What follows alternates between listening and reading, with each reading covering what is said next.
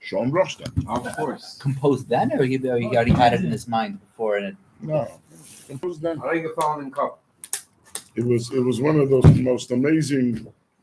It just carried us for the rest of the week. But it's not even a Babusta Niggin that he took and put the Natzach into. No, He created original composition from scratch. Amazing. What's that? Amazing. What's the I could have guessed that. record. it's live, right? It's live now? Yeah, I'll never look at it for 4 o'clock in the morning after a lot of the time. You may want to record it. No? Yeah, it's recorded. Oh, it is? It's gonna be online. Pretty. Be careful, whatever you No, say, maybe held against you. Like the, Yeah, how do we pause it? Believe you me, it will. that was a Niggin, right? That was a Niggin already. The regular Niggin. That Didar Notzach was an old song, Yes. and during the trial, at one Farbrengen, Belazar was a bocher, and he just put in the word Didar Notzach, and at some point, there's a recording of the Rebbe joining. Oh, yeah? The Rebbe saying the words in this song. But this niggin, I don't think this niggin was ever sung by the Rebbe. But this one, I don't think so. It was one of those midnight Farbrengen ones. Never made sense. Never, I don't think, yeah. That's why many people don't know it. No. Unless you're a night owl that hangs around 4 o'clock in the morning, 7:70, you know. Doesn't see you. Right. What's this? Solik says in German, This was this week. So, Come here. and the people play. Come on. Never heard of people. Ginsburg. No, but the Bochum is very popular. Yeah? Last night I was in 770, all night I heard this. Oh, yeah? Yeah.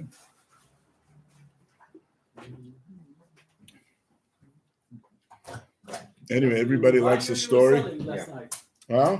You were buying or you're selling? Last night. Take us back to the original.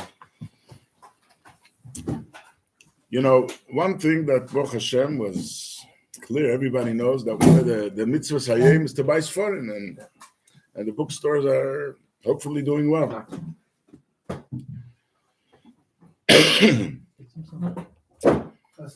And this is clear, the Rebbe's instruction, the Rebbe gave money for that. Why should you bring up your food?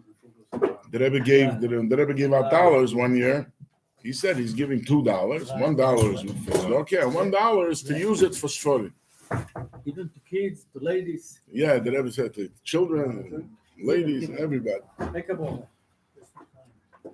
But the Etzem celebration, I mean, the first year, you know, we just exploded into a week of singing and dancing. Placement, all the yeshivas were closed for a whole week. And somehow the Rebbe just let it go. It was very interesting. I'm sure many people complained to the Rebbe about it. And every day the Rebbe spoke a sicha. It wasn't like the first day after the Rebbe said it's Ayem Zgula Ve'es Rotzen, and therefore everybody should make sure to send a letter to the oil. And the Rebbe that day went with a full car with bags of panim that came. And then just kept going. Every day was another sikha and another. The simcha just increased. For Shabbos, a lot of guests came. And it was a big simcha. So from the unofficial stories, What day of the week was it that year? Tuesday. Tuesday was the verdict. Tuesday was the verdict. Wednesday, the Rebbe came back from the oil and he said the sikha about Eis Rotzen, that everybody should write panim. And on Thursday, he took a car full of panim. And the Rebbe said, very important, write whatever you want. It's going straight to the oil. Nobody's going to read it. So don't be embarrassed. So you have, like the Rebbe, very... You also the body color. Huh? This is a Tachloneite. Yeah, whatever. Let's not go into it. So they say, they say there was complaints. So from the Rebbe, I don't know. What was the complaint? You couldn't daven properly? Parents, Oh, parents are the the yeshivas are closed. And all the yeshivas from all over, whoever could come, came. And apparently they complained to Rabbi Chodakov.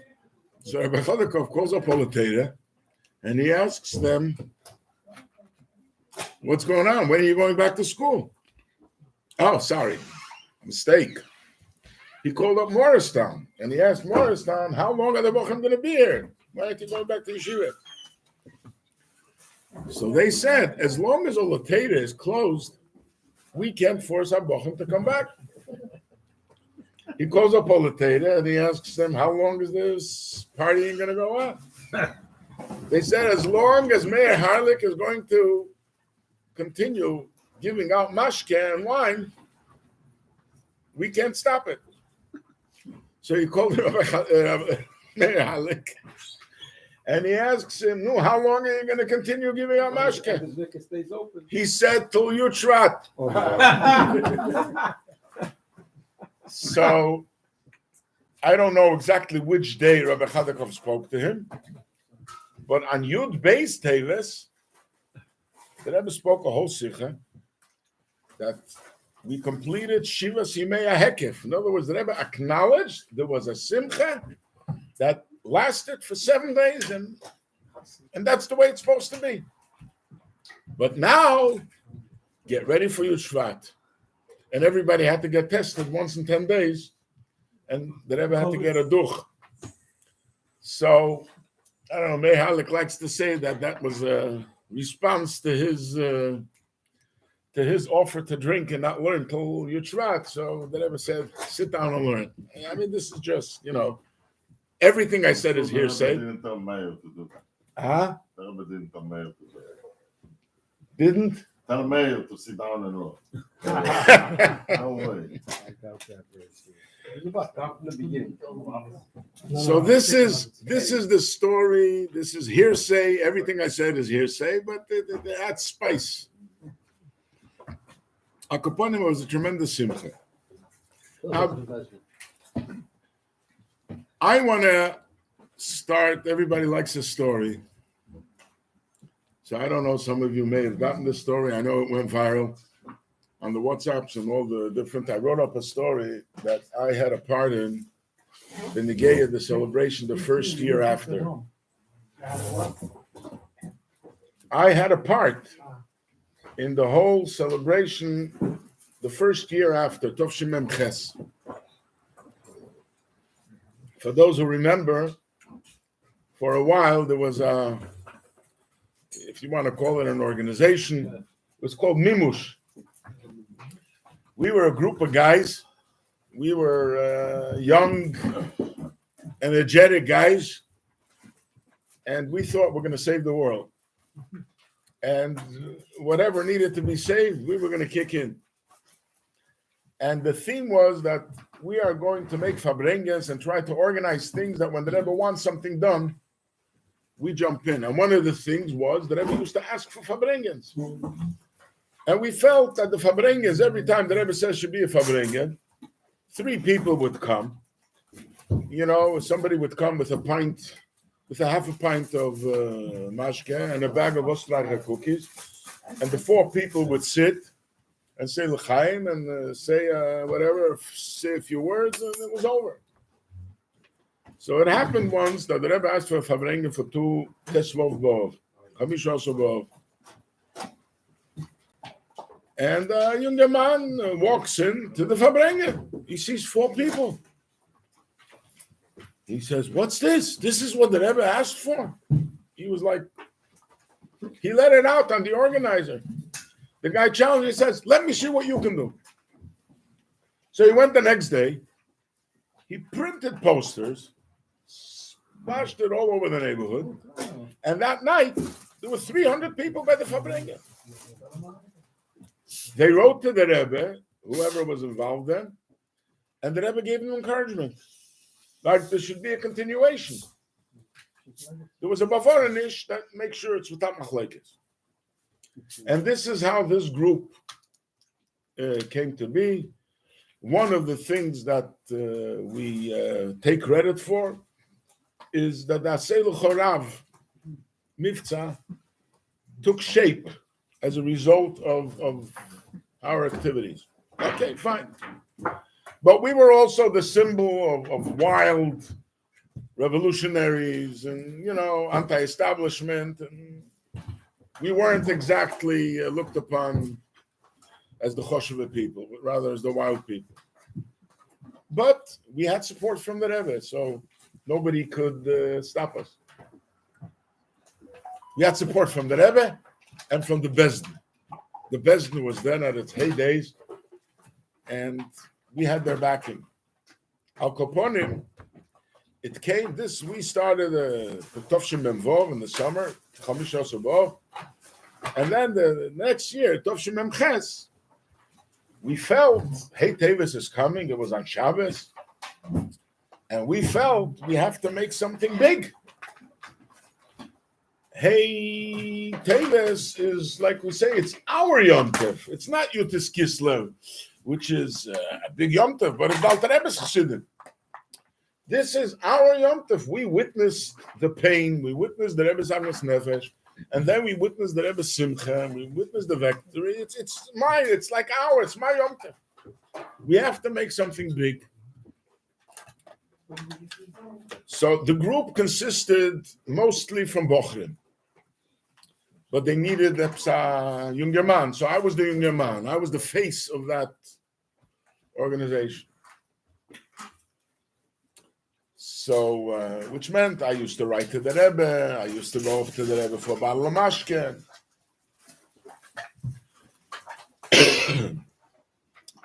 And we're planning, we're going to make this big trask of a Farbrengen. But we felt it's inappropriate. Mimush is making the Farbrengen for Hey Teves. Doesn't make sense. It belongs to Aguch. Aguch, they are the ones who fought the fight. The Rebbe appointed them. And they deserve, they should be the ones running. So I approached them and I said, I'm willing to organize the Gashmis of the Farbrengen. But I'm offering it to you, it's going to be Aguch's Farbrengen. You're going to run it. You're going to speak. You're going to do everything. We'll take care of the Gashmis. That's all. To my shock, I was met with strong opposition. Absolutely not. Why? So they said the reason, because of what happened a month earlier on Beis Kislev. So we have to go back. What happened Beis Kislev? This case, after the Rebbe won, went to appeal. It went to appeal, and it took almost a year for the Court of Appeals, or appellate court, I don't know exactly which court it was, the appellate court, till they came out with a ruling, and that ruling came out on Chov Hei Cheshvan. Chov Hei Cheshvan was a few days before the first Kinus HaShluchim Oilomim. That's when the Rebbe asked. So that weekend was supposed to be the Kinus HaShluchim Oilomim, Shabbos Mevorchim Kislev. In addition to that, Rosh Chodesh Kislev that year was 10 years since Tovshin Lamed Ches. It was a milestone. So it turned out to be a weekend where you had this victory in court, then you had Shabbos Kinus HaShluchim, and Motzei Shabbos is Rosh Chodesh Kislev, 10 years since Tovshin Lamed Ches. And I have to tell you, the matzav, everybody was so elated. It was such a simchadik. It was such a yom tovdik atmosphere. A lot of guests, shluchim, and everything, and it was amazing. And on Monday, the Sforim are coming. I mean, what how much more climactic can you get? This is like the climax of the highest and most important and happiest week. And Taka, that weekend was an amazing weekend. Shabbos was a big Yom Tov, and by the Farbrengen, the Rebbe addressed the Shluchim. And the best part of the Farbrengen was that the Rebbe announced that he's going to give money to all the Shluchim to cover 50% of their debt. You can imagine what that did. And then it just put everyone on fire. And Motzei Shabbos, after the Rebbe finished the Farbrengen and Al Mincha Ma'ariv, the entire crowd remained on their places, and I'm sure, or you can find videos of that. It is the most simchadike scene that you can see. How Anash and Shluchim are dancing together. The hearts were just full of joy. 10 years since Chodesh Kislev, they stopped the dancing only because they were forced to throw them out. For 2 hours they danced. They were forced to throw them out of shul. They had to prepare the shul for the Chodesh Kislev Farbrengen. But the simcha continued through the night. It was incredible. Then comes Monday, and everybody's anticipating the arrival of the Sforim. So there was a plan prepared that the Sforim will be welcomed with a big parade. All the schools were going to come, and then we're going to set up bleachers and, something really, and all Anash, whoever, especially the Shluchim from all over the world. It was very mekovedik and very simchadik. So when they notified the Rebbe in the morning that this is the plan, this Sforim was supposed to come, 11, 12 o'clock, the Rebbe responded, he said, Luchos shniyos nitnu b'chashoy. The second luchos were given quietly. We all know the first luchos were given on Shavuos. So it says in the Posek, Vayikeles ubrokim v'ononkovid v'aroshen, it was a lot of noise. So what happened? They were broken. The second luchos were given quietly on Yom Kippur. Moshe Rabbeinu came down and he brought the luchos, and that was it. And they survived. So the Rebbe says, kind of implies, this is the second victory. Let's tone it down. So most people left. However, not everybody left. There were still some people hanging around. And the Rebbe went out to go to the oil. Or maybe he was on the way to the mikveh. I'm not sure exactly which one it was. The Rebbe goes out. And he sees people standing. And the Rebbe got very upset. That's the video? There's a video how the Rebbe is, you can say screaming. That what Bochrim doing, standing and looking at the birds and wasting time. This is called the Chag HaSforim. You got to sit down and learn the Sforim. Very strong words. And it was like a big downer. The whole thing ended up very anticlimactic. Everybody was upset. The Rebbe was upset. Until the Rebbe got a report that people are back sitting and learning. So the Rebbe was happier. The next Shabbos, by the Farbrengen, the Rebbe addressed this issue, why he was upset on Monday. And the Rebbe said that I see Bochrim hanging around in the middle of Seder and not learning. You want to celebrate, the Rebbe says. You want to dance. You want to Farbrengen. Do it on the cheshbon of your eating. Do it on the cheshbon of your sleeping. But not on cheshbon of learning. So it seemed like the Rebbe was trying to calm us, ease the tension. Rumor had it, I have no way of verifying it, that the Rebbe addressed it because the Rebbetzin told the Rebbe, why did you get upset? The Chassidim are celebrating your simcha. They're enjoying your simcha, so you shouldn't have gotten upset. And the rumor was that kind of caused this. Who was in the room when Rebbetzin said this? That I can't answer you, but That's why it's rumor. that's why I'm saying rumor has it. I have other rumors. Well, if they make sense, go ahead. When you'll Farbrengen, you'll share it. But those were the rumors then. It's not like somebody came up with a rumor 20 years later when nobody can deny it.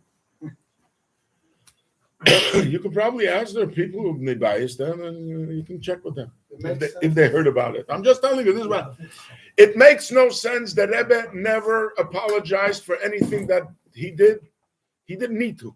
B'shait, that's what we were saying. Yes, for the Rebbe to sort of, I'm not going to say he apologized, but to clear up a situation, that's not the Rebbe. That's not the Rebbe we knew.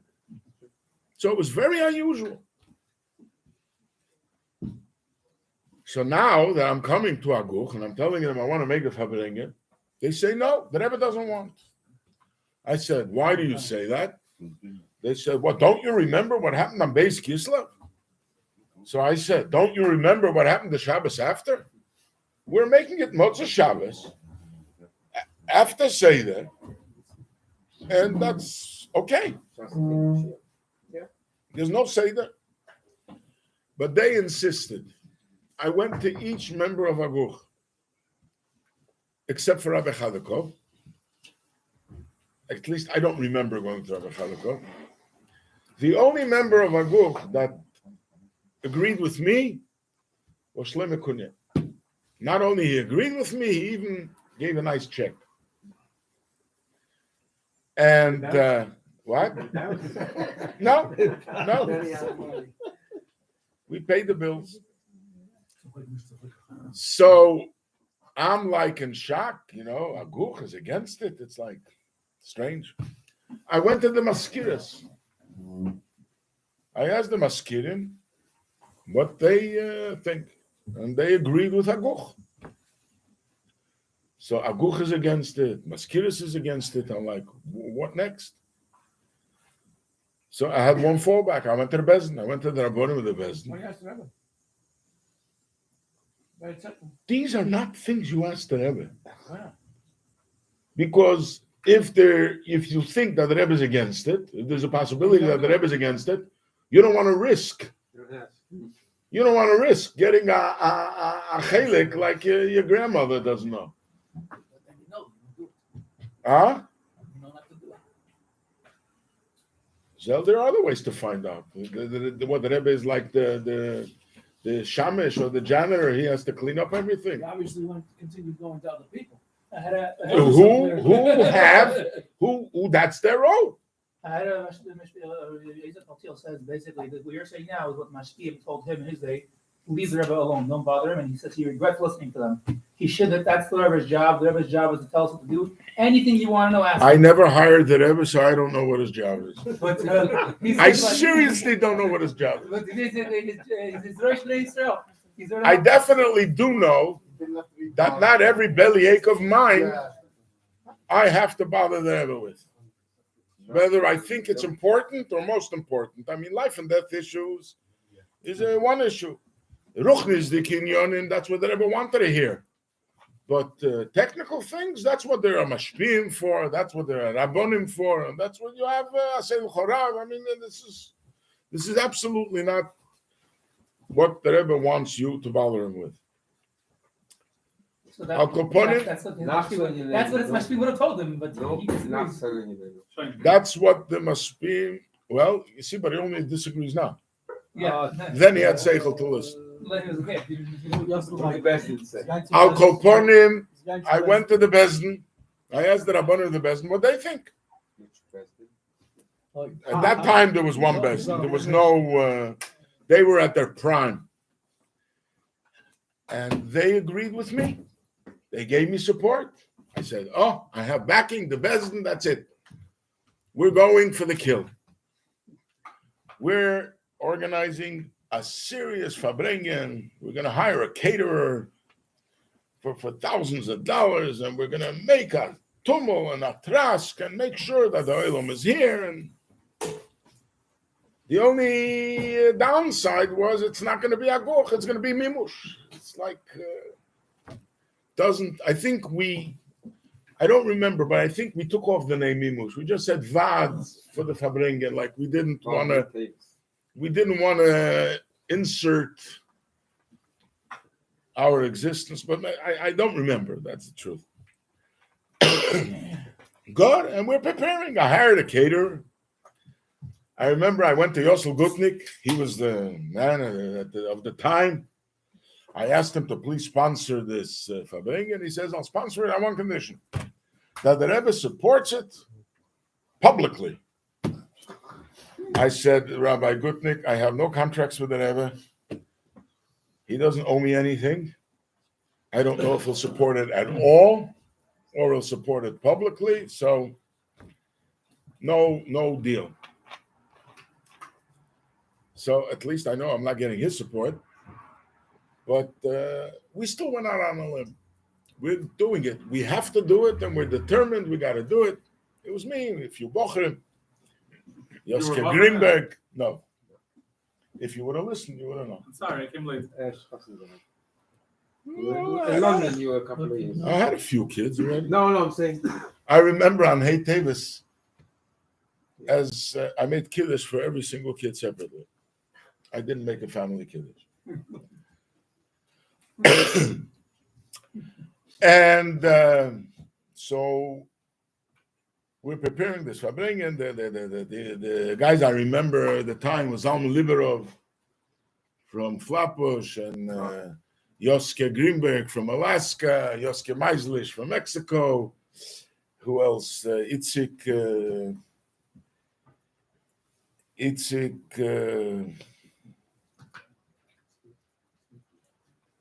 whatever, he's a shliach in Long Island. And another few Bochum, and we're preparing for this Farbrengen. Goldschmidt, yeah.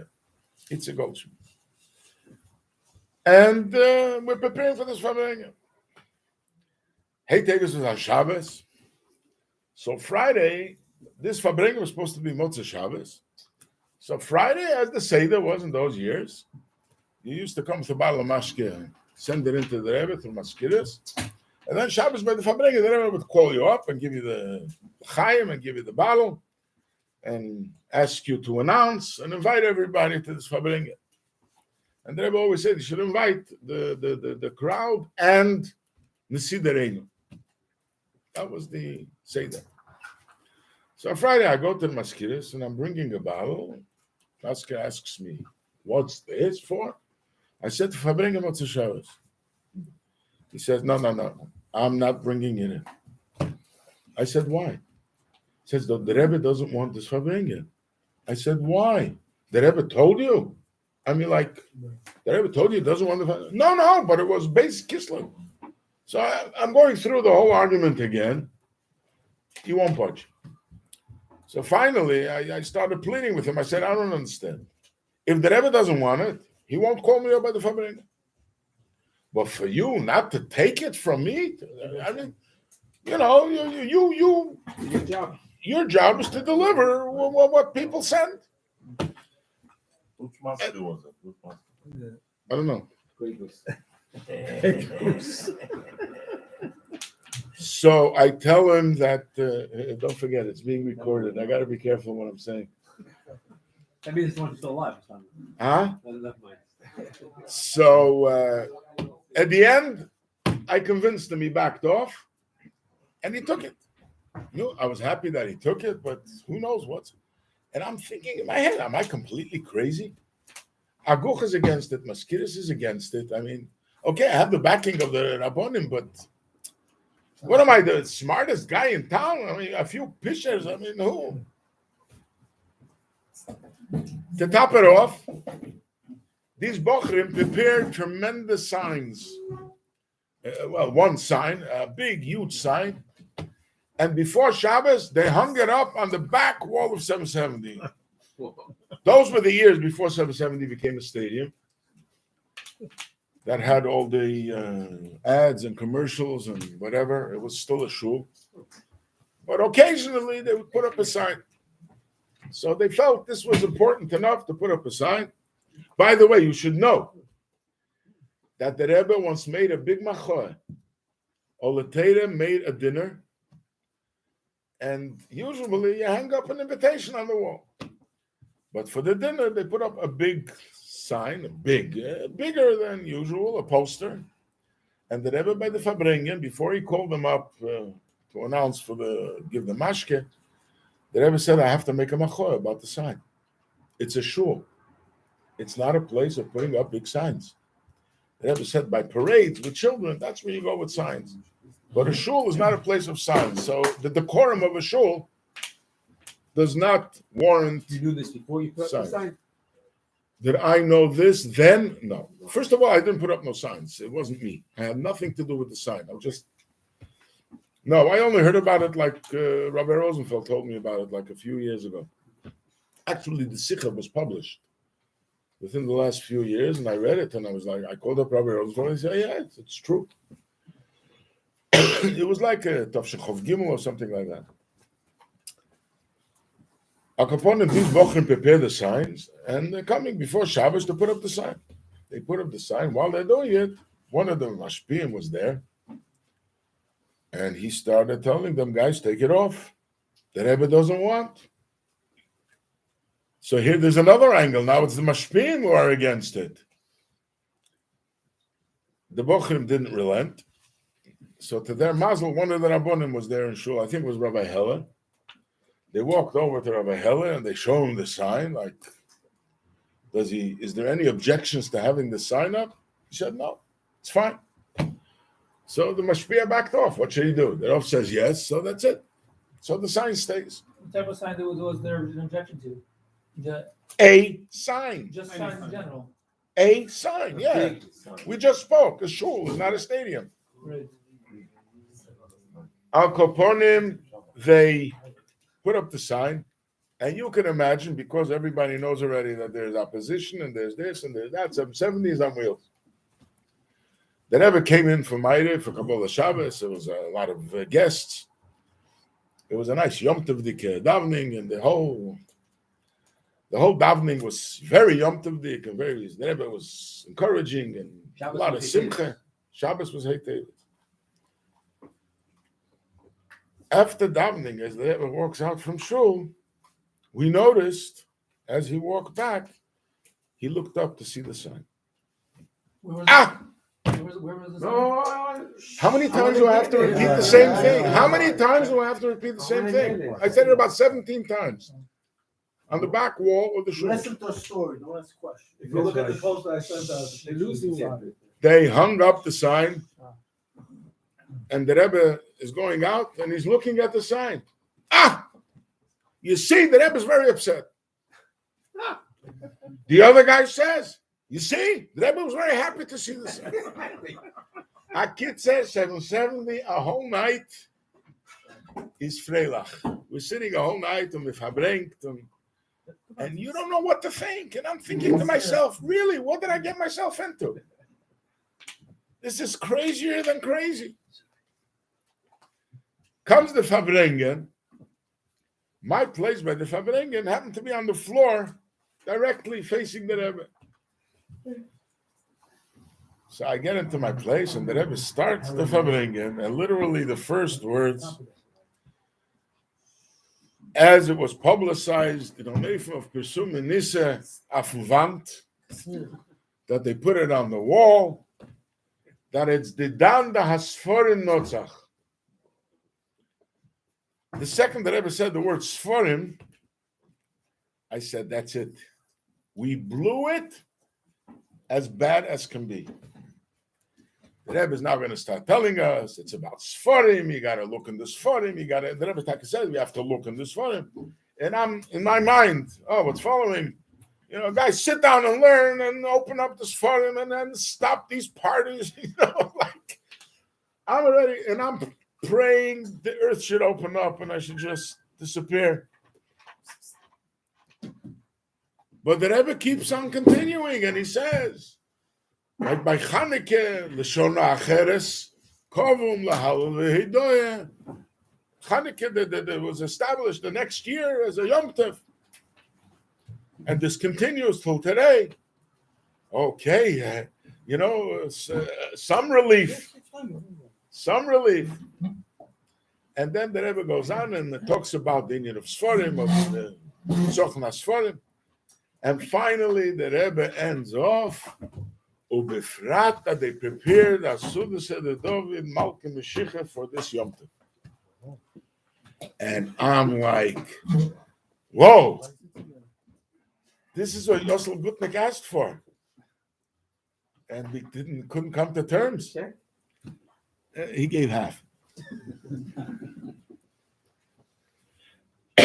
Al Koponim and the Rebbe Mamish, as they say, saved the situation. Then the rest, the Chleis was there, whatever. Now, when the Rebbe called up for the Mashka, I felt I did my job. I'm done, so I'm asking the Aguch people. Now it's your turn. Take over. Whatever. I don't know why they hesitated. I took an extra step. I stepped up, and I'm standing in front of the Rebbe. And while I'm standing by the Rebbe, I called them again.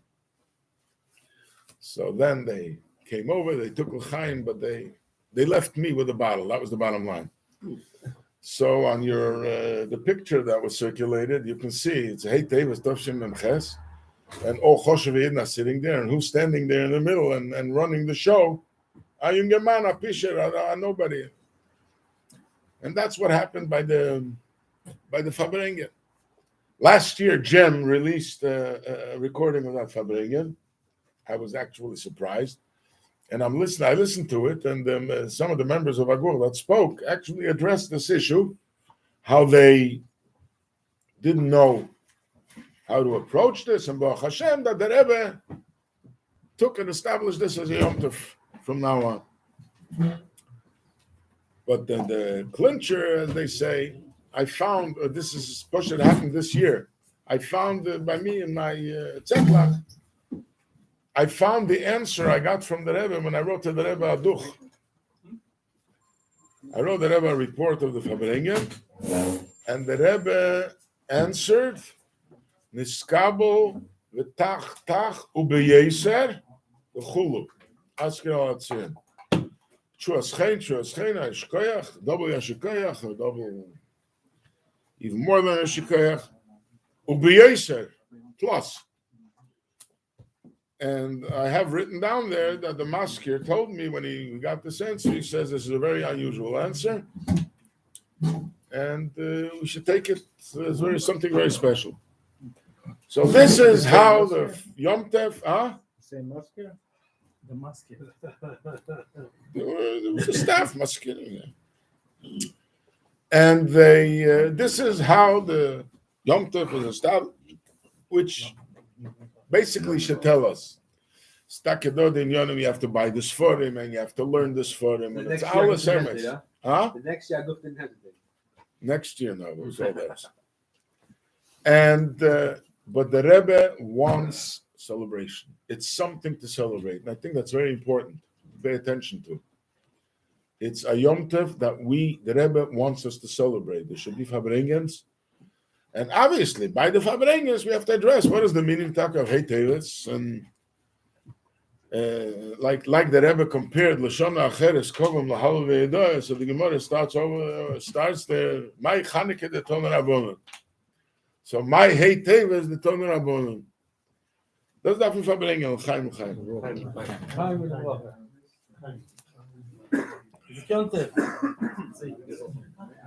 Yom Tov. The Rebbe, I think the Rebbe wants Mem Tes. I think the Rebbe said that Yom Tov. If you want, you could show me the photo. But I also like to say. I heard that for the first time. But I was said live farm on Dov and Zion also.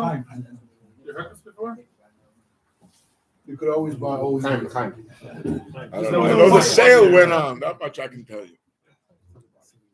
That's the buy small store. So hold you. I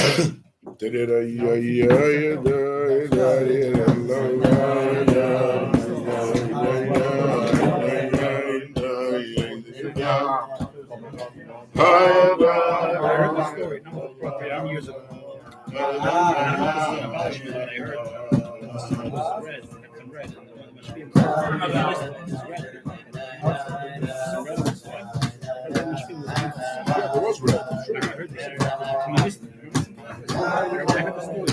I was not part of the sign itself. That specific thing I was not involved in.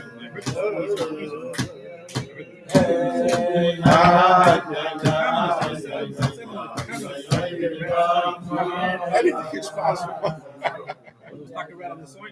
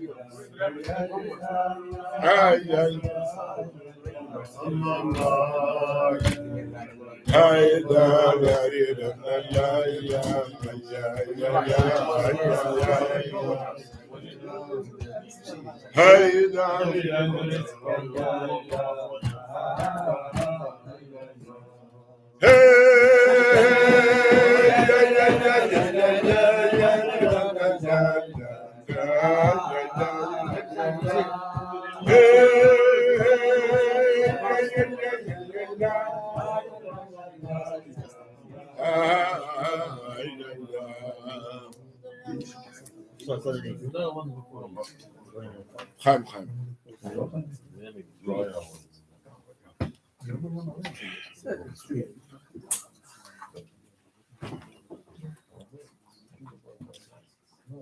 Danke. It's a strong.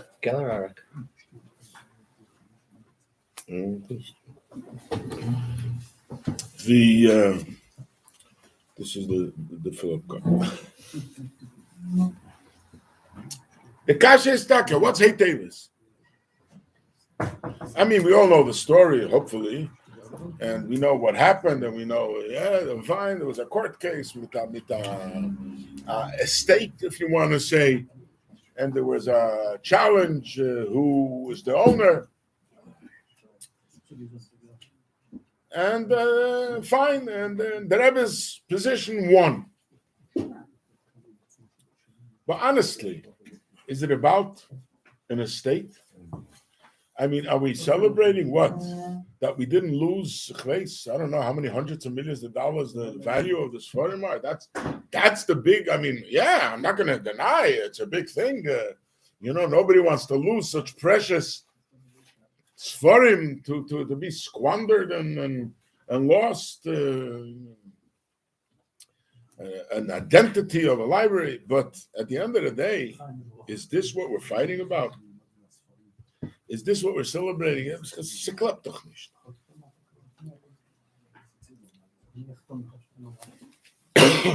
And also, perhaps, you want to say the Rebbe, by the Rebbe, everything of the value of the Friedrich Rebbe is Kedusha Lezozo Min Kema. all right, we can say, okay, we're happy for the Rebbe Simcha. But the Rebbe said it's our Simcha. I mean, the Rebbe went to the extent when the court case started, he said, it's not my inyan. It's every chosid has to be concerned about it. And every chosid, what's it that the Great say? What's the big deal here? What are we so excited about? And the Rebbe was so, I mean, we saw how the Rebbe lived. I mean, the Rebbe was poshet. It affected his physical health. And the Rebbe went to the oil, and during the trial, the Rebbe went mamash every day for 3 weeks in a row.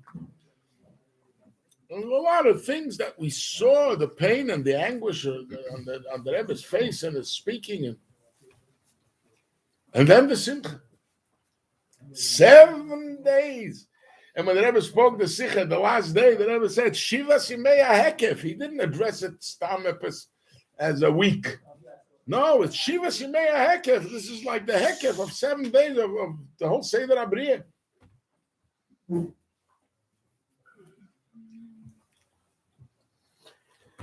I want to suggest, based on my observation of the facts, of the history, of what was going on, I want to suggest a way of looking at Hey Teves, why it's our Yom Tov, and how it really is our Yom Tov. And it's not a simple matter. It's like there's a known story amongst Chassidim, the difference by the Alter Rebbe between the first arrest that he went out in Yutas Kislev and the second arrest that he came out on Hanukkah. And the difference was, they said the second arrest was a lot worse in a way. The first arrest was a kitrug of Chassidus. The second arrest was a kitrug on the Rebbe. The Rebbe's life was more in danger the second time as the first time. The first time was about Chassidus. Could he teach Chassidus? Could he not teach Chassidus? And as the Rabbi Hillel Paritcher, Rabbi Yosef Katzman, one of the Farbrengens, he said, what is Yutas Kislev? What?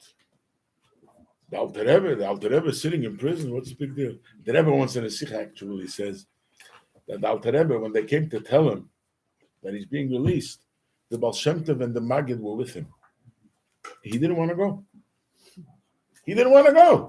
He's in Gan Eden. He's mamish. He has the Baal Shem Tov. He has the Maggid with him. What else does he need? So the Alter Rebbe, being in prison, no big deal for him. Or as the Baditchever told him, if he wanted, he could have burnt down the whole Petersburg. The only problem, if he burnt down Petersburg, we couldn't have Yud Tammuz, because Petersburg wouldn't exist. There was no Leningrad, so the Friedrich Rebbe wouldn't get arrested. I mean, chain reaction. But the Alter Rebbe, so Rabbi Yosef Katzman said, so for who is the Simcha? The Simcha is that Chassidus could be spread. So who benefited from it? The Eberster. L'Hashem HaYeshua, he said. Because for the Alter Rebbe, when we saw the Rebbe, the way he was suffering, and it was a serious issue. And the Rebbe started off, the first time the Rebbe spoke about it, and then the next Yud Beis Tammuz, and then Tesvov Tammuz, and then the Yechidus for the Orchim, where the Rebbe spoke very strongly about it. And the Rebbe says, he tells the story that people broke into the library and they removed things of the Shver. And the Rebbe is explaining the enormity of this act, what this means. What do you mean you took Sfarim of the Shver? Interesting. This thing already was being handled by lawyers. The Agul hired lawyers already, and they're going to court. What does the Rebbe start saying? That there is someone here who says that since 35 years ago there was a levaya, and there is an estate, you have to, you have to divide the estate amongst the heirs, and it's over. It's time to move on. So the Rebbe's response is, anybody who says that 35 years ago there was a levaya is not even a human being we can relate to. But you're telling me 35 years there was a levaya, therefore there's an estate. If you claim that, we can't even relate to you. You're like, the Rebbe didn't use those words, but you're not normal. You're not together. You're not together.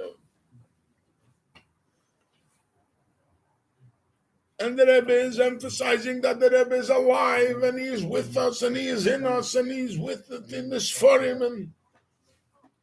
And if you take his Sfarim, it's like you're trying to create another Levi. On the surface, the same conversation is what the Rebbe had with the lawyers. The lawyers came to the Rebbe, they said, we have a case. We have receipts. We have evidence that shows that this Sfarim were purchased by public funds, and the people donated it to a public library, and many other documents that you can go to court with. We can make a case. So the Rebbe L'chura could say there are many. You're talking to the public. You're talking in public. It's recorded. It's video recorded.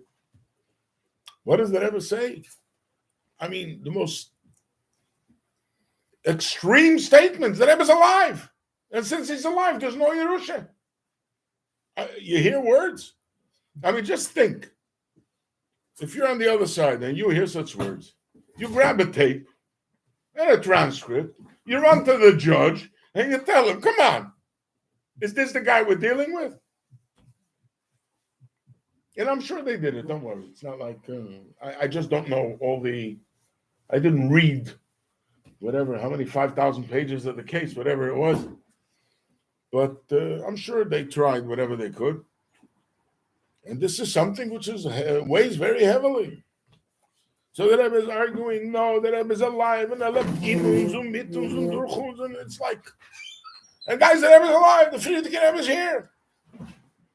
And by taking this for him, you're hurting him. For a chassid, it's strong words. But so publicly with court case, it's like gewaldig. And then when the Rebbe has this meeting with the lawyers, and the lawyers present the Rebbe with documents, the Rebbe pushes away everything they have to say. And he says there's one document. There's a letter from the Friedrich Rebbe that he wrote to Dr. Marx. He was from, I forget what agency he was, a Jewish agency. And he's asking him to interfere on behalf of the library. It was during the war, to get the library over back from Europe, because this is a treasure of the Jewish people. And it belongs to the Jewish people, and therefore, and the organization is Agudas Siddur Chabad of America. They own it. So as an American organization, an American government should help the American movement. And the Rebbe says, this is the document.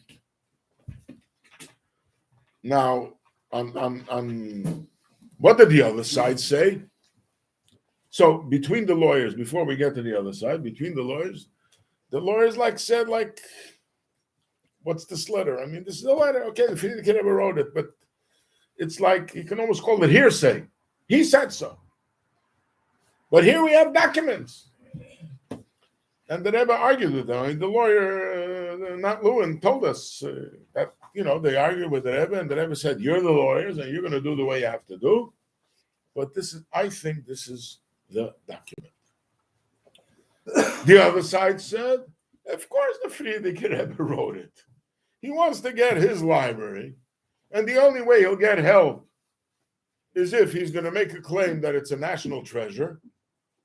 And that's why, so basically they're saying that,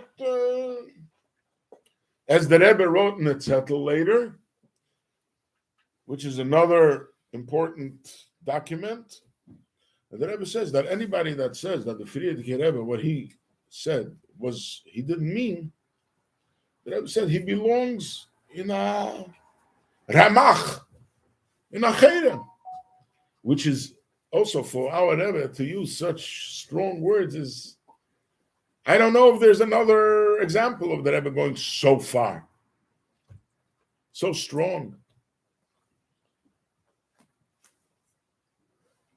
And in that settle, by the way, the Rebbe also laid down what is a Rebbe. This is probably the only document in history, in a Maimer, in a Sikha, you're not going to find it, where the Rebbe defines what is a Rebbe. A Rebbe is total bittul. He doesn't have a personal existence. His existence is about his Chassidim and Yiras Hashem. Very strong words. I mean, it's like powerful revelations that the Rebbe is telling us. It's a note. It's a What can be found? handwritten all over. Look for it, you'll find it. It's called Kechol Admurei Chabad. And the Rebbe says, amazing words. He's like revealing the guys, you want to know what a Rebbe is? Here it is. For the court case, the Rebbe revealed this in order to explain to the judge. So there are revelations coming out here. The Rebbe says the Rebbe is alive, and his life is his fun, and therefore there's no Yerusha. This is amazing words, and that the whole existence of a Rebbe is not. There's no self. There's no private individual. Then comes the Rebbetzin, and we all know when they wanted to depose the Rebbetzin, they were very nervous. And the Rebbe said, trust her, she'll do okay. And what happened by the deposition?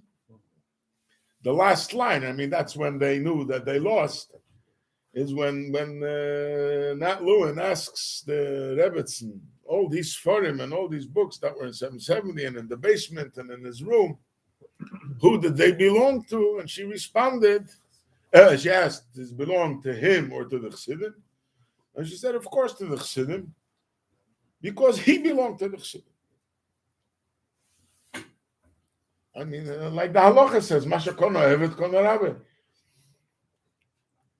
The Rebbe belongs to Chassidim, and when he belongs to Chassidim, everything that he possesses. She did say in another part, she said the only thing that he actually owned personally was his Stalzenfeld. So here we have a shlau, we have a treasure of revelations. Somebody who wants to study what a Rebbe is and wants to understand this, and you can find explanations, and it gives you poshet hareichkeit, what's a Rebbe? And the Rebbe is doing this all for the court. What does the court rule? The judge ruled. It makes no sense that a man of the caliber of the sixth Rebbe should write something and not mean it. That's pretty much to sum up the ruling. If the Rebbe wrote in a letter that this belongs to the people, it belongs to the people. He almost doesn't relate to all the other documents, which were entered into evidence for sure. I mean, it was a 3-week trial. But this one statement is what made the difference. And if you hear the whole tape of the deposition, you hear after the Rebbe made the statement, you hear a bang. So the lawyer said that was the other lawyer just was holding a pencil and he just threw it on the floor like, damn, It's over. it's over. So this is power.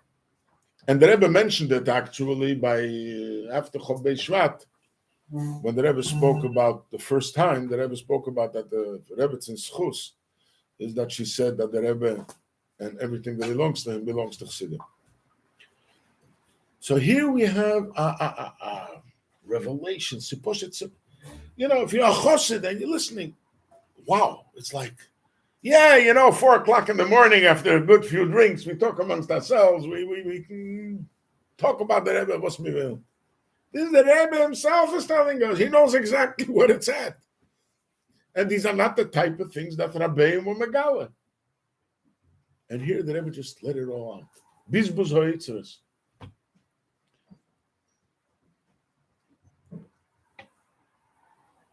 I dare say, this whole parsha of this Sforim has to do with today. It was about today. Then it had no relevance on a practical level. For 35 years, these people were in charge. They were in charge of the library. The Rebbe never got involved. The Rebbe paid the bills. That was true. The Rebbe did pay the bills. But the Rebbe did not get involved. Not only didn't get involved, people came to complain to the Rebbe that it's neglected. Water damage, rats, and all kinds of stuff. The Rebbe said, it belongs to the people who are in charge, and I'm not getting involved.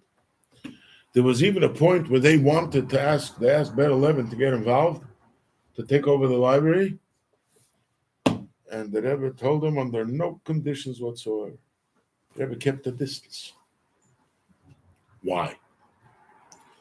Not that I'm a Yedei Dasraelian, but on a practical level, by the Rebbe, somebody who was appointed by the Friedrich Rebbe was Kodesh Kodoshim. You were appointed by the Friedrich Rebbe, that's it. If you don't do your job, that's between you and the Rebbe.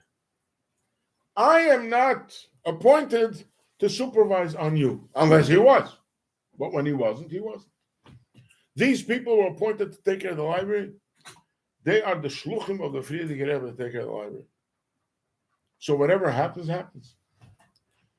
Things are not exactly in the best shape.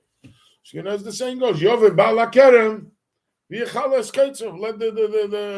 the owner of the vineyard remove the thorns.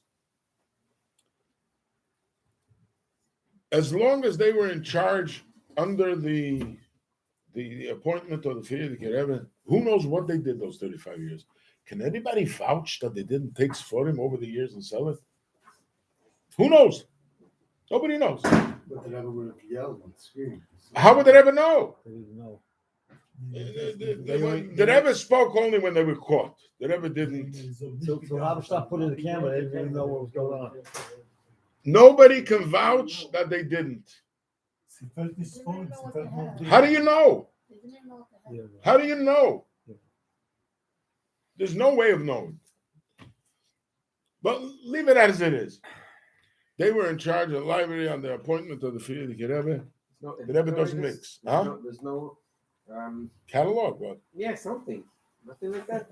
So is it a big deal? Is it a big deal to change things in the catalog? Yeah, you're running the show. And so what changed in Tovshin Mem Hey? Tovshin Mem Hey, they declared independence. They said, it's ours. We are no longer employed by the Friedrich Rebbe. They threw off the yoke of the Friedrich Rebbe. They declared the Friedrich Rebbe no longer the boss. Then the Rebbe says, you're not appointed by the Rebbe. It's yours. I'll tell you who's boss. I'm the Mamala Mokim. As long as you're working under the Shver, it's between you and the Shver. But now that you're declared independence from the Shver, I'll show you who's boss. Not only I'll show you.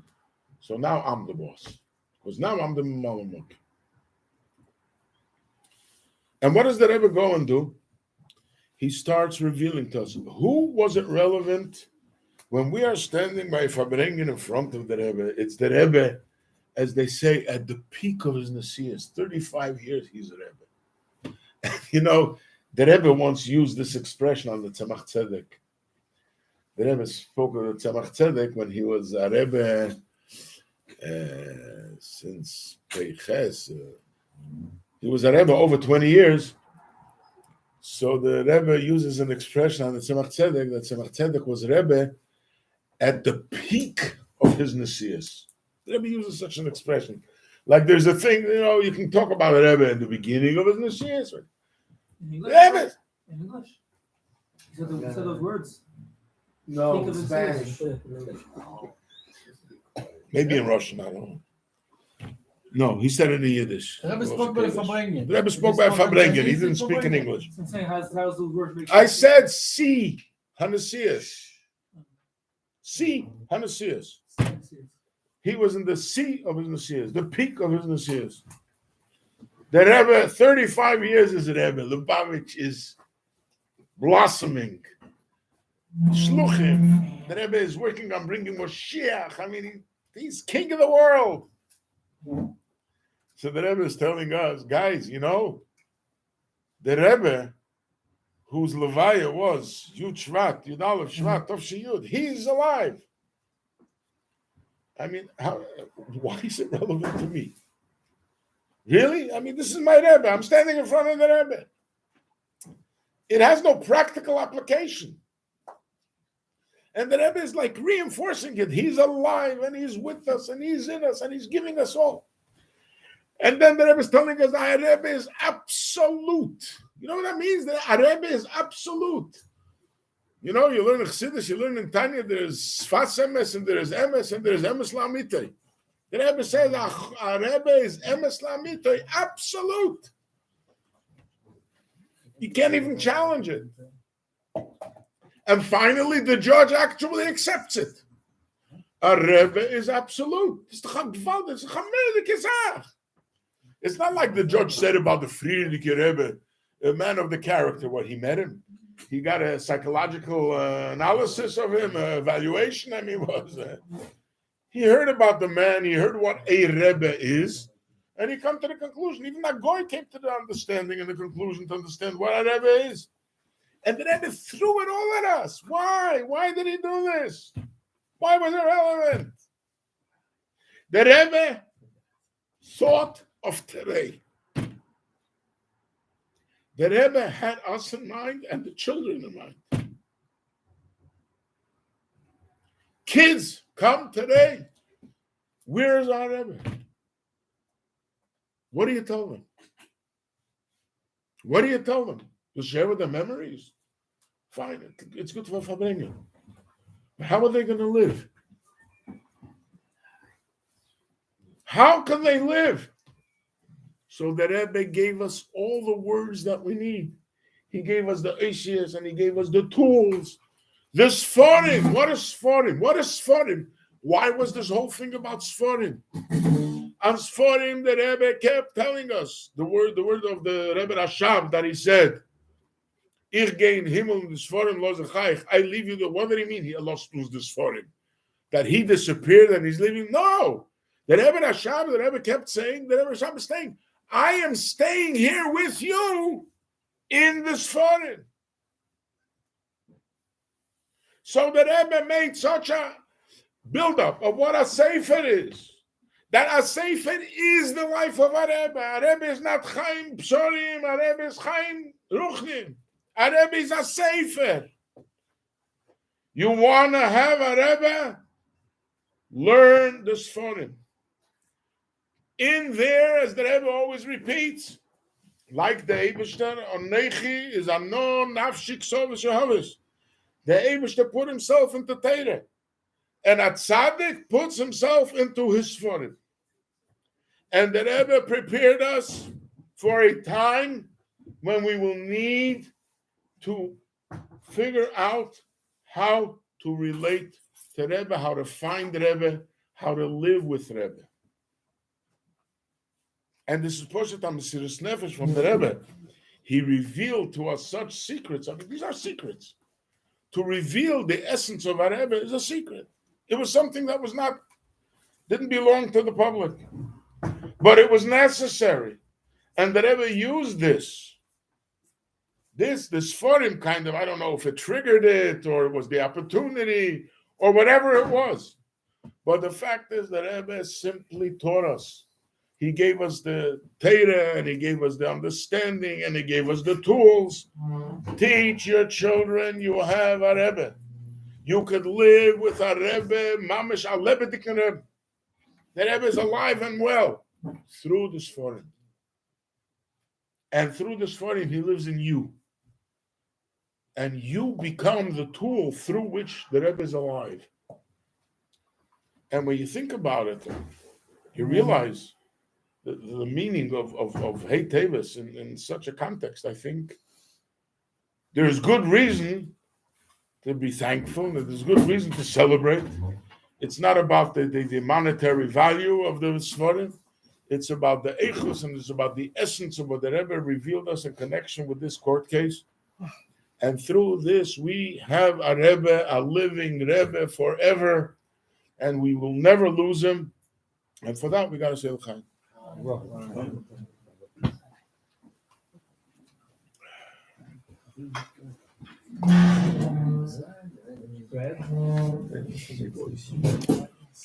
Ay, ay, ay, diridam, ay, ay, ay, diridam, ay, ay, ay,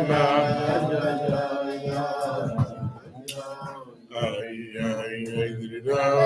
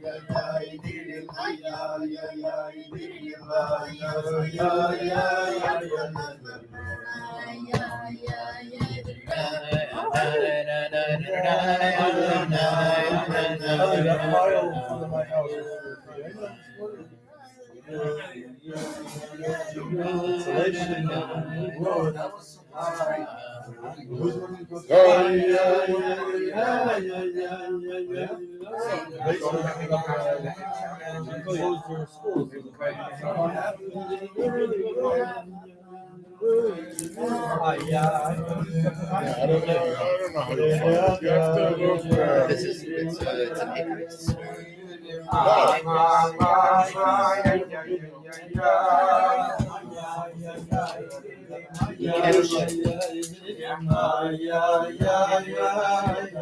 have it. I'm sure I have it somewhere.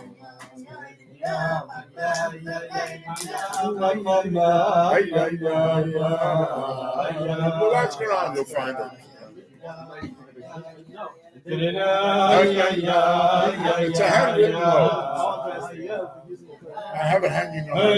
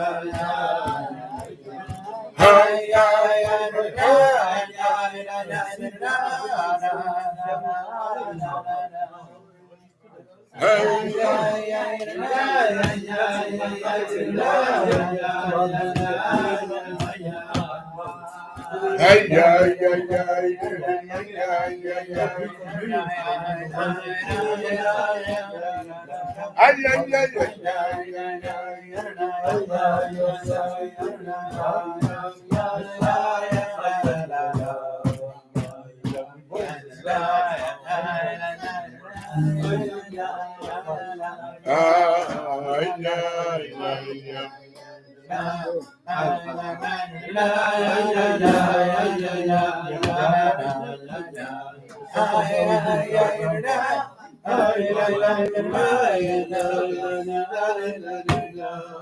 don't have that settle on you? I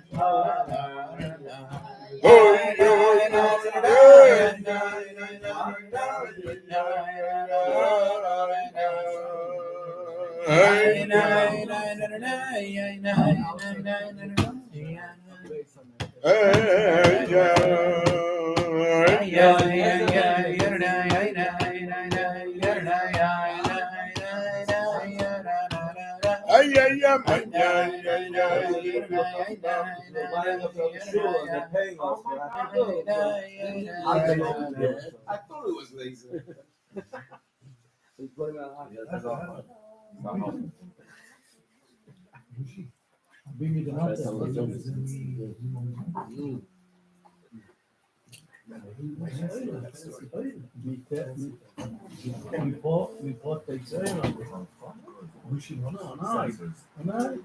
I don't see him beginning of the night. Supposed to be on dusted on. I need to go program. Give us the tools for I have a, no, I thought he told me instead of getting me a break. No. Or still work. The sensor is very cheap. People get sensors. Tiny, dusk to dawn. You know, this shut goes on like that. Surely tomorrow morning, yeah? You'll come up there. Go upstairs and look at the paper they're going to make sure it doesn't go.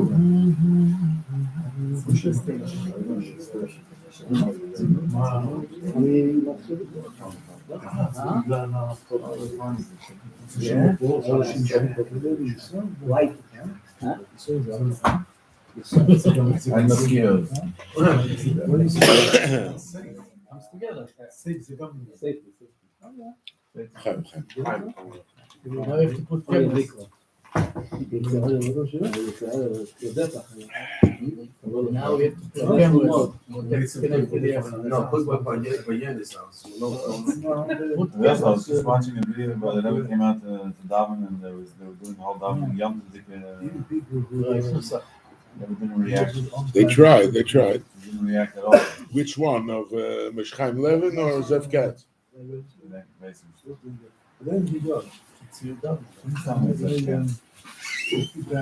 Zev Katz? I don't know. It didn't sound, I don't know. It's 2 separate years.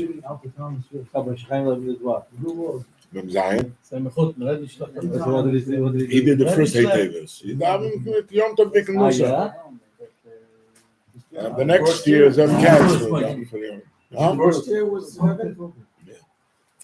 Second year was Katz. I think it was the first year. Wait.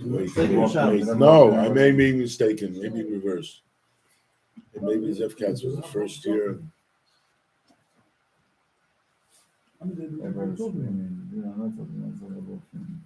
It's the first year, yeah. No reaction, yeah. First year. But you know what? Spoke a Sikha, and the next day a Sikha, and the next day a Sikha. And then he said, thank you for all those who came to celebrate.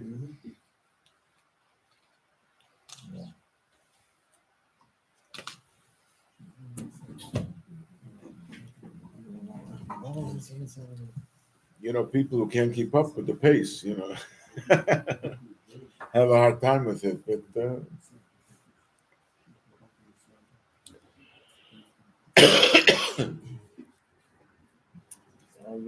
this point, how the Rebbe is emphasizing how the Rebbe is alive. It's doch negate us. It's not like then I don't know how much it was negated. There went many ways to learn a Maimer. You can learn a Maimer, it's a nice thought, and you can learn a Maimer how it applies to me. You can learn a Sikha, how it's a nice drosha. You can go to Shul for Shudas and Chazar a Sikha. And you can learn a Sikha, and it's like unbelievable. I mean, when a Shliach goes on Shlichus and he knows that he learns on Sikha, the Rebbe explains how Shliach is connected to the Mishaleach, and he became a Mishaleach, or there is Mamesh, one Metzias from the Shaleach.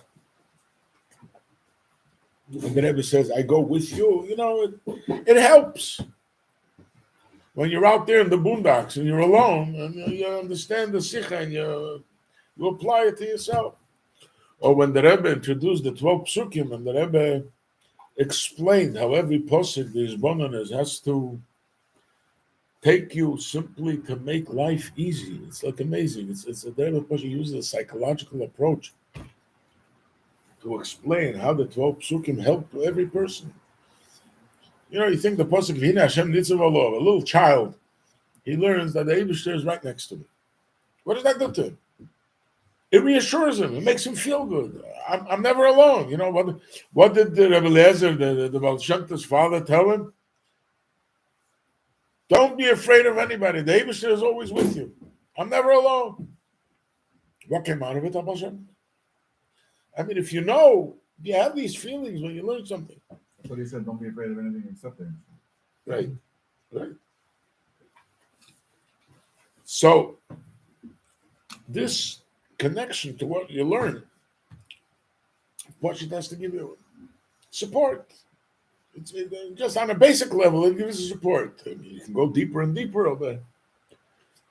When the Rebbe says, in the strongest words, that 35 years after the Levaya, the Rebbe is alive and well.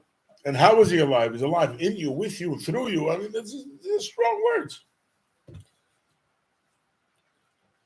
And you can see, the fact is that you can see it works. It works. There's a generation. I don't know how you divide exactly generations in 20, 30 years. It's almost 30 years. And you have two generations, 3 generations that grew up, and they are mekusher to the Rebbe. Why? Because they learn the sichos and they internalize it. And this allows us to be able to see. It's not just a theory. It's a real thing. Everybody likes stories. I don't know when I was here last. Did I Farbrengen here? Doesn't matter, they forgot anyway. You gave a shout. Gave a share.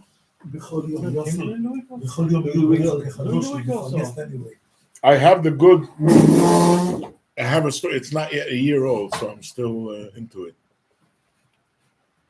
It's getting close. But last year, I had a most amazing experience. It was so inspirational. It was so powerful. Like I still get inspired when I think about it. And it was last year.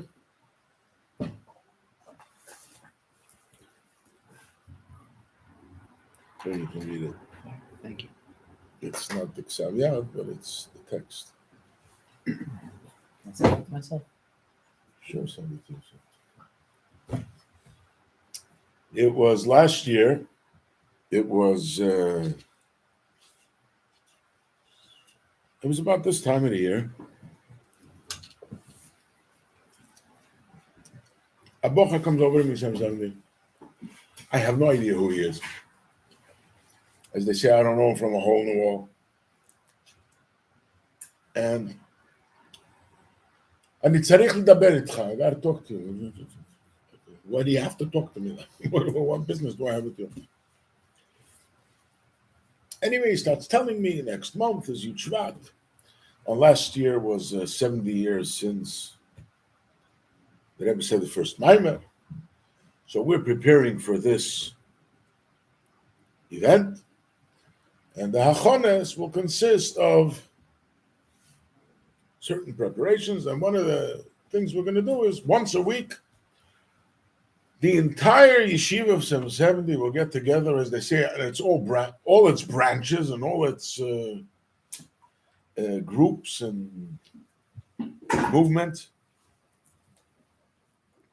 And we're going to learn together a sikha from the Rebbe, the same sikha, and we're going to have a Seder Achdus. What? No. They will pick whatever they pick. It's going to be exclusive for Bocher. You know, I'm one of those cynics. When I hear the word Achdus,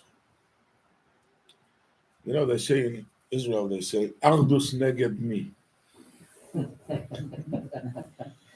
Achdus neged mi. Red flag, you know. I said, give me a break, you know. What do you want from my life? All right, fine. No. And he's like, all right, fine. What do you want from me? It was on a Sunday. When are you having to say that? Tuesday. I said, I heard nothing about it. I didn't see anything. No, don't worry. What do you want from me? I want you to donate $1 that you got from the $1. Should be good. I Bechlal don't give away dollars like so easily. Bechlal. And it's something like, sounds to me like a pie in the sky. I mean, no, that the guy is like really fancy. And I'm thinking to myself, get lost and leave me alone. But you know what? The Bocher was such an edler Bocher. He was such a refined, and he had chen, and he was like, it was a pleasure to look and listen to him even. He was good. I just didn't want to participate. But the Bocher in himself was he made a good impression. So I didn't have the guts, as they say, to tell him go fly a kite. But in my heart, I'm thinking, get lost and goodbye. I don't want to see you again. But I didn't say it. So the guy just keeps harping away. And finally, he goes. And I'm thinking, goodbye, good luck. You know, nothing is happening. The next day, of course, he didn't let go. He had my phone number. He called and he called and he called. And he's explaining to me how important it is and how important it is. Yeah, I know it's important. You find someone else.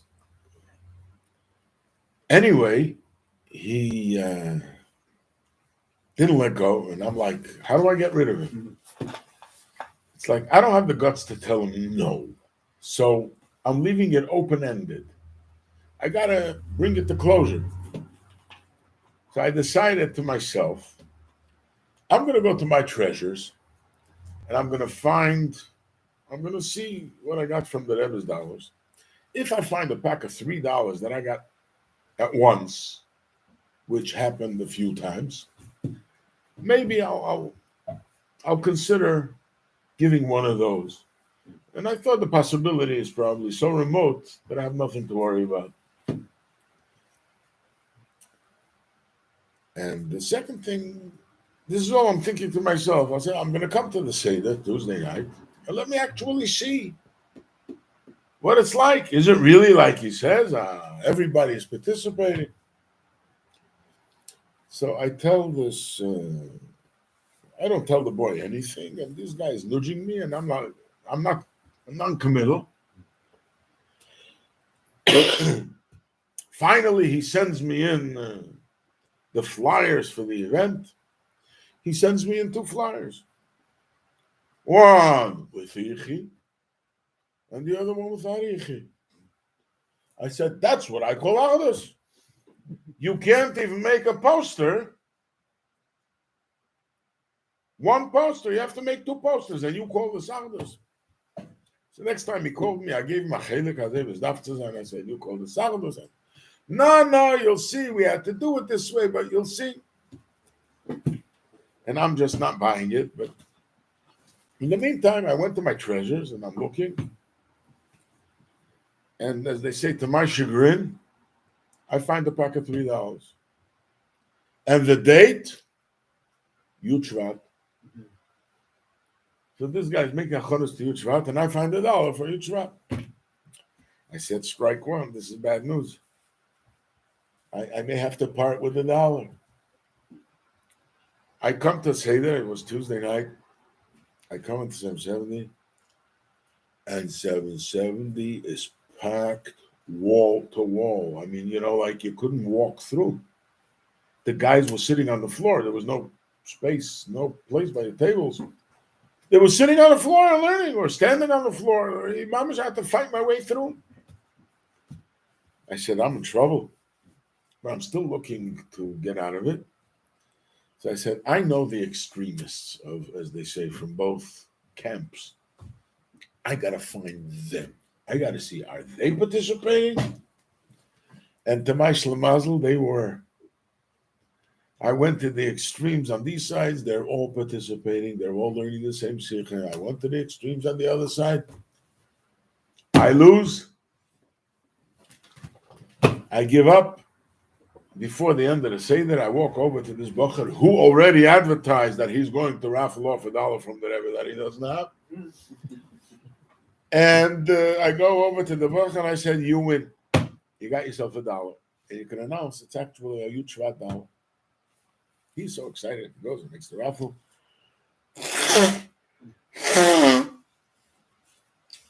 He made the raffle and he announced. And there's a winner. So I'm standing there and I'm waiting for the winner to come and claim the $1. He wasn't there. I'm waiting. Nobody shows up. I'm waiting 10 minutes. I said, what's going on? You have a winner? Yeah. Who is he? He tells me a name. I said, the name means nothing to me, but where is he? They went out looking for him. Can't find him. I said, this is weird. A guy just won a raffle of $1 of the Rebbe and just disappears. I mean, in order to win the raffle, you have to be there and get a ticket. And okay, I'm thinking to myself, you know what? I don't have the $1 in my pocket anyway. I'll come back tomorrow and I'll bring it. I come back tomorrow and I'm looking, where's this and this guy? Oh, him? Nah, he's not in yeshiva. He works. I blew my top. I thought I'm giving $1 for the bochrim or making an extracurricular seder special for Yuchvat. I didn't give it just for any guy walking off the street. I mean, let's say even if he was here, but that's not. I'm here to encourage the bochrim, the yeshiva bochrim. I'm not here to just give out dollars. I barely, by force, decided to give it away, but at least to something that fits in within what was told. So I told the bocher, sorry, mekach toes. No dice, you're not getting the $1. If you want, you can make another raffle, only yeshiva bocher, and then I'll give it $1. The bocher mamish started crying. He says, he was like so sincere, so pure.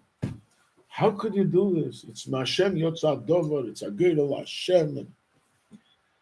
And I'm like stubbornly, no, mekach toes, I don't agree, and I'm not going to work with you, and nothing doing. And this guy is like completely, he's devastated.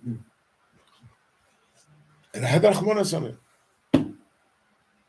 So again, I decided I'm going to call up 3 Chassidim, who I look up to, and I'll ask them their opinion. You know what? I'll decide based on what they tell me. I call up the first Chassid. I tell him the story. He is a mechanech, an Alter Shliach. He tells me, listen, Yeah. I don't think you shouldn't give it to him. Yeah. I think this is a teachable moment. Okay, tomorrow. Take this bocher and sit down with him, explain to him how the Rebbe is reaching out to him and how the Rebbe wants him in yeshiva, and try to see what you can work with him. But don't not give it. All right, strike one. I call up the second chassid, a young feisty chassid.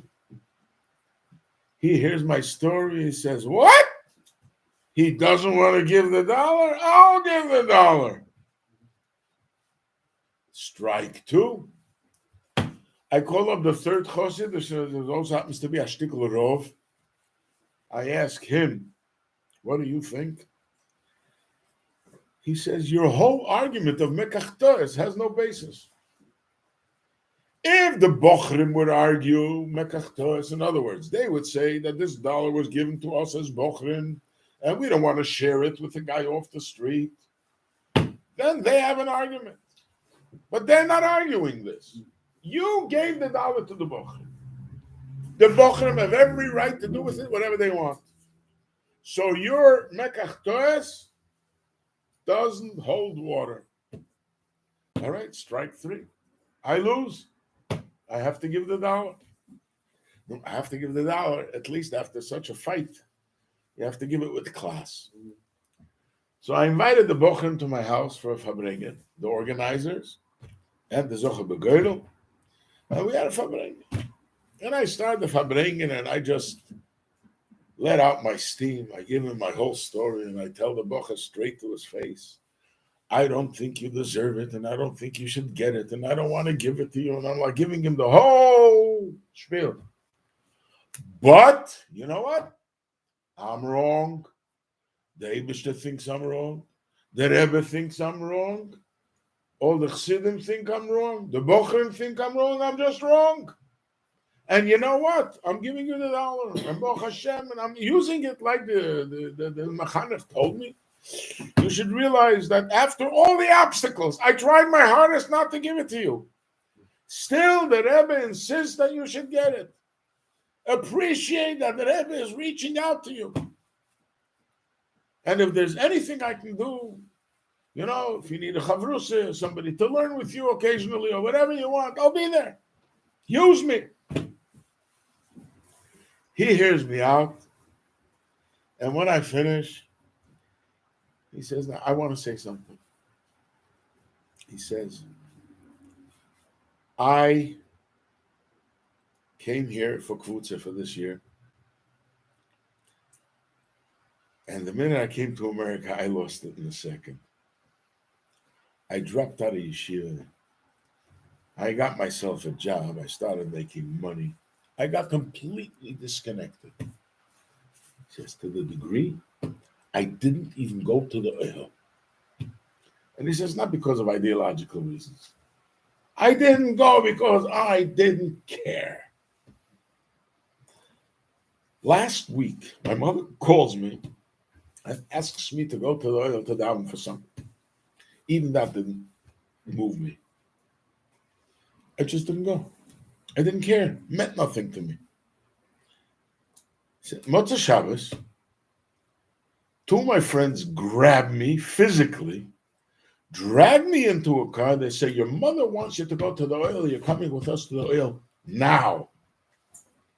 And they schlepped me to the oil. I come to the oil, and of course, I davened.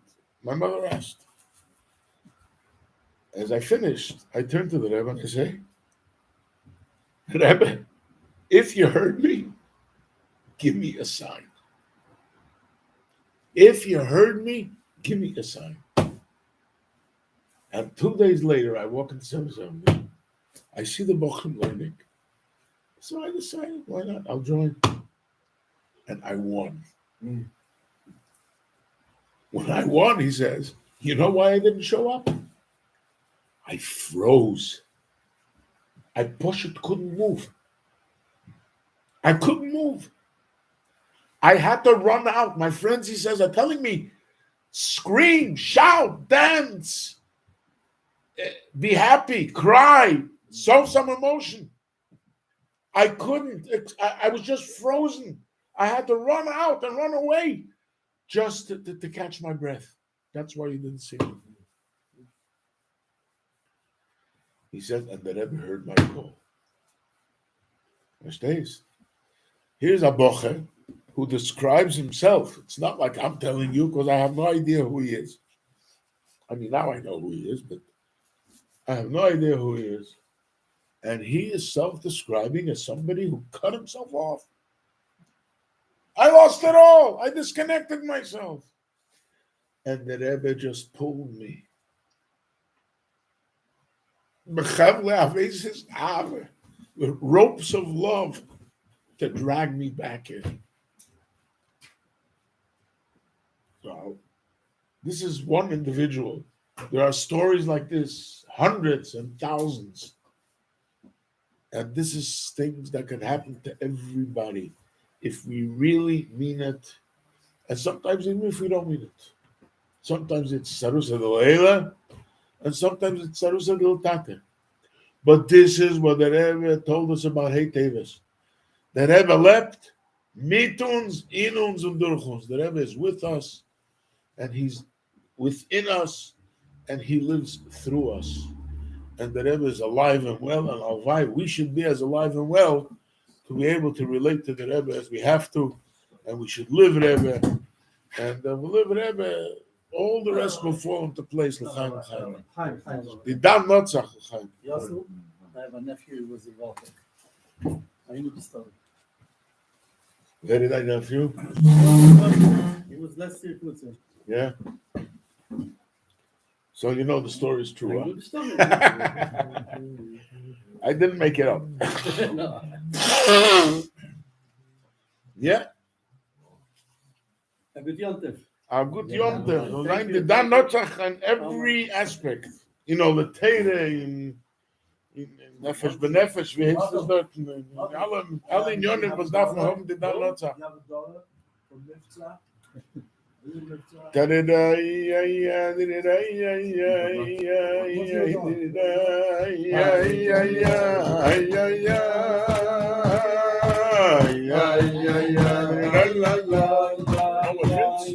have any more drinks?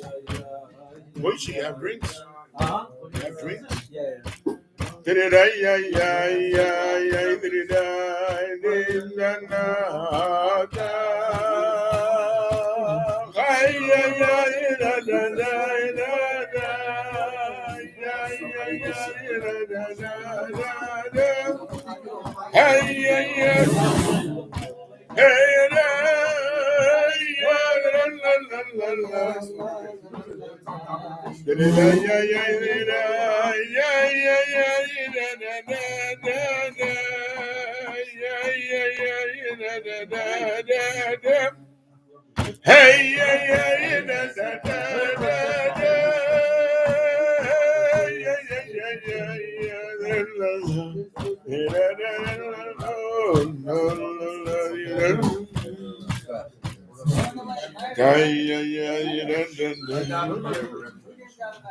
I didn't.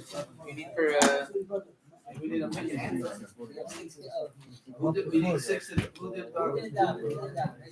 you Darwin? Look at the 6 I'm done. Yeah.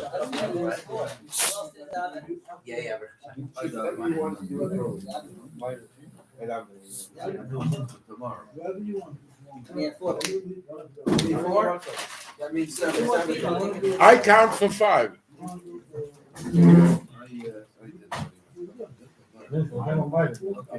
Myron's was shush. You're not allowed to daven Meidem without reshus. I remember do you have? you used to Got say, 4? Alvai?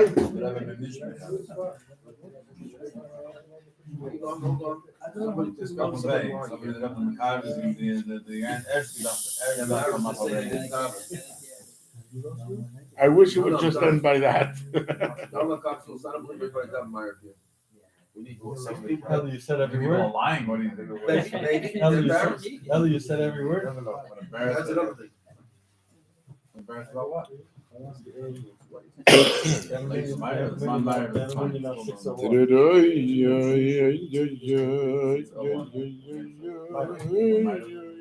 Meyerville for sure find 7-7. Don't worry.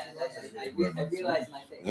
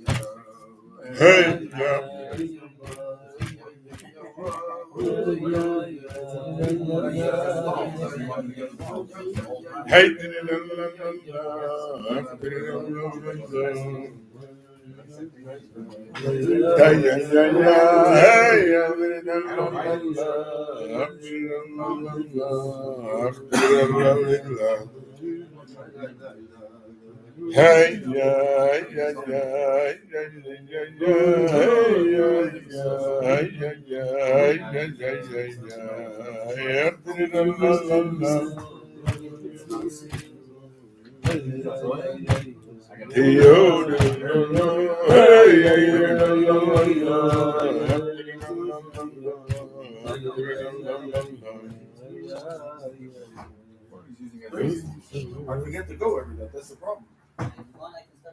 Maybe it would be nice out here. It would be nice. My father has to wake up. Huh? Every night you go to 7-7 to get a meal. Like when my father passed away, I still go. It was up to eat. I understand you're doing all the woodwork. I don't understand everything yet. I don't know. We're going to help out. I don't. I mean, help out. We'll cover a little You're wood. gonna help yourself, and then you'll help yourself on the other side. We're going to help a little bit. Well, your right hand will help your left hand, your left hand will help your right hand. Exactly. We'll be helping each other. I doubt it. Should have waited. Oh, you got the number. Yidden hot Rebbe, that's the important part. We have to start really living Rebbe.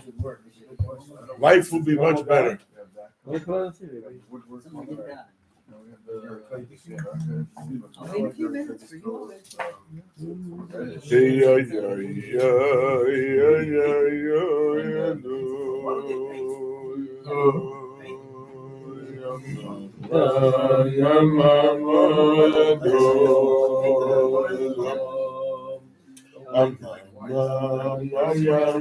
It's okay.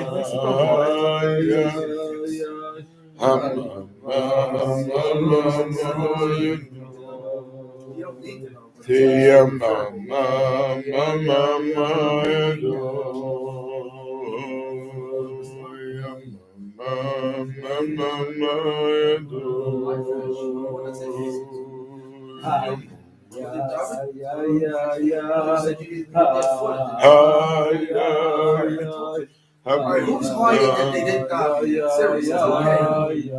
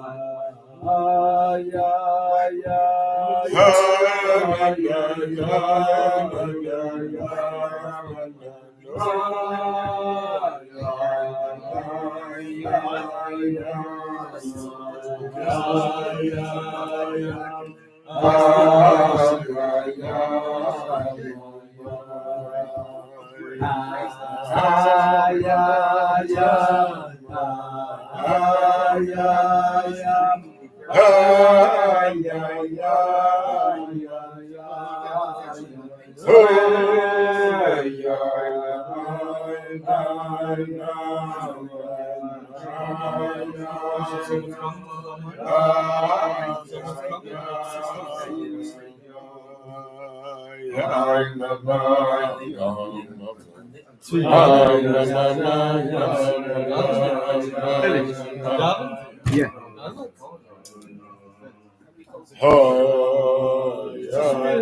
Fazega, Banach. Nee. What makes you think that the second time will be any better?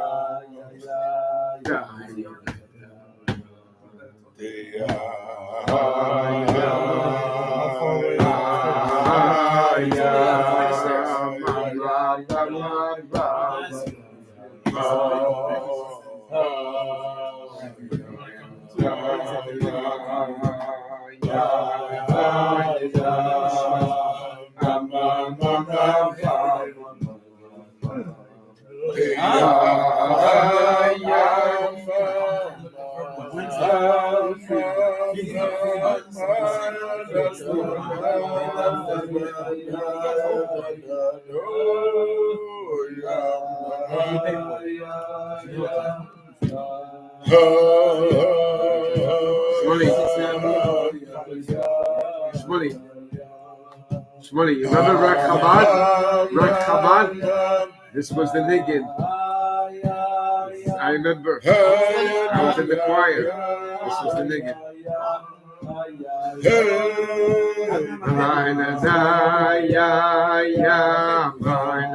It might have been done Rak Chabad. It might have been after. Right, and also Shalom Aleichem.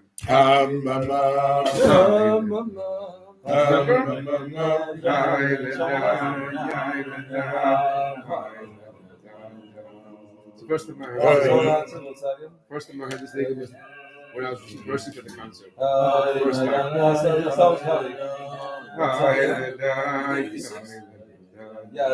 You're getting a sixth guy. Now you're in trouble. That's good. What do you got next?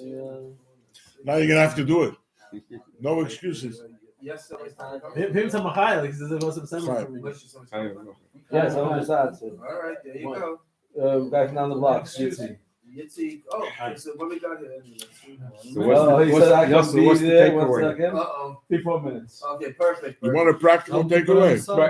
I have already, but I want to hear yours. My takeaway is very simple. Hey Teves is about 770. That was also part of it. It's about the estate. 770. That's why they never put up on the walls, on the building based on the Chabad. Imagine if we were evicted. That's Monroe. I will say it in very dry terms. We have to connect ourselves to 770. You know, many of us don't set foot in 770. Not in the weekdays and not on Shabbos. And I'm sorry to say, for good reason. I think it's worth Nefedish making an effort. I'm talking dry, no big Avedas here. Start going to 770. Start watching what's going on there. I consider myself a 770 guy. I go to 770 at least once a day, mostly twice a day. One of the reasons I go there is just to see the Bochrim. When you see the Bochrim, it's oxygen. And I'm going to be very blunt. The last few years, it's only getting better and better. The quality Bochrim that exists today are fascinating. Bochrim that Poshet sit and learn, they take the Rebbe seriously. It's amazing. And you know what? You get energized. You walk away. If you're a doomsday guy, you see a future. You see things in multicolors. You see it in black and white. It's Poshet Meire Miroimdik. And you walk out of 770. And besides, you start hanging out in 770. You can get to know a bocher or two. You know, a bocher can just approach you the same way he approached me. And you connect with a bocher, and He just anchors you. He keeps you anchored. You see his dreams, you see his yearnings, you see his, and he looks up to you. You're a little older. You have some memories. You have something to share. He wants to hear. And you know what? It backfires. Whatever you're going to share with him will backfire. It will just re-energize you. It will just give you, you're going to walk away. Wow, you're going to come home. This was such an exciting moment to be in 770 today. I mean, I have a big complaint. I used to come and learn 770 every night. I can't do it anymore. Place is packed. There's no place. I come in with my chavrusa, so we want to look for a place. You can hang around for 20 minutes, a half hour until you find a place. I'm not willing to do it. I'm upset. But you know what? On the other hand, the flip side is the guys are pushing, sitting and learning. And then they have the beautiful Seder Shichas when all the Teda kids come and join. It's so amachaya to see us have 70 bocha learn with all the Teda kids. And what are they learning? They're learning the Rebbe Sichas with a koch, with a chayes. You want energy? That's where you want to be. Hey, Teves, on a very dry level, resolve to start reconnecting. Reconnecting with Agashmis the Kesem 70 in spite of all the whatever feelings you have about what's going on there. Push them all aside. Focus on the boys. And start living. Focus on the food. There's food every night. That's 10 o'clock at night. Okay. The full 10 meal. o'clock at night, you'll get yourself a full meal. A full meal. It's every night. He brings food for a few hundred people every night. It's unbelievable. And Friday, 3 o'clock. It's crazy. Friday, it's Friday, 3. Chicken, rice. I mean, Kugel. Cocoa, amazing. It's so much. Mensen zijn zich een gaaien. Dat is echt mamisch een gaaien.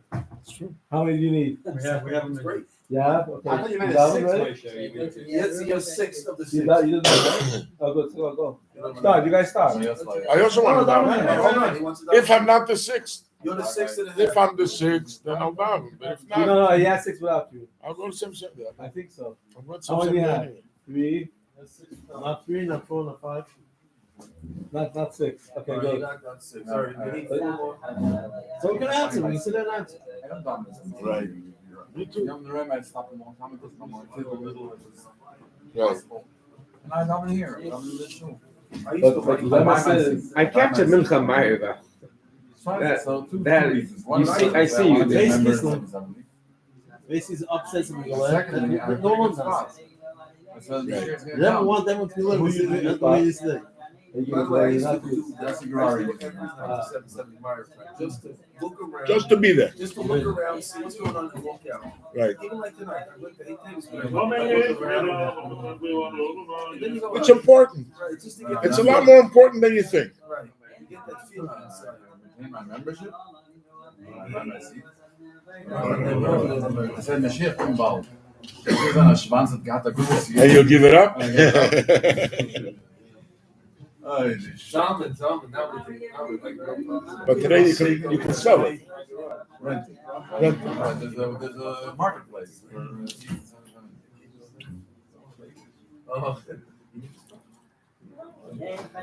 Some years more than the regular seats. What?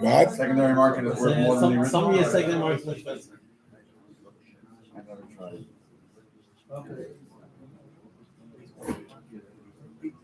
I had a big machlex joined on my seats because my father bought a seat in the year that they sold seats permanently. Right. $500 then was a crazy No. 200. 200 for permanent seat. No, 250. I'm sorry, 250. It was a lot of money then. And I was Yeah, Rabbi Yechanan said seats for life. They Yeah. needed money to make the expand the shul and make construction.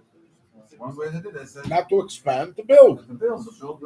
Original build, 19 Aleph. Yeah. My father did it, my uncle Nissen did it. They were one row apart from each other. Uncle Nissen didn't down upstairs in the Right. room. He was the Katzman Right. upstairs. So his seat was always empty. And I sat there. I sat there my lady years as a buffer. And then after I got married, and every year I go to the Kabbalah and I give buy this thing. They wouldn't sell it to me. It's not for sale. You give them whatever, a donation. I use the seat and said, one year I come to the seat. New name. And the guy's sitting there. What is this? One shot. If it's not for sale, if it's still belongs, what changes? But how do you? Yeah, but you know this was still alive? Huh? Your uncle is still alive? I don't remember. But if it's a lifetime seed, is it as long as you live? Or does it go to Yerusha? Doesn't matter. That's a different story. My point was, if it's for sale, You should be. you know that I give you money every year to the seats. Call me and say, the seats for sale this year. You want them, right? Anyway, I remember when I went to the Rav, I think it was. Yeah.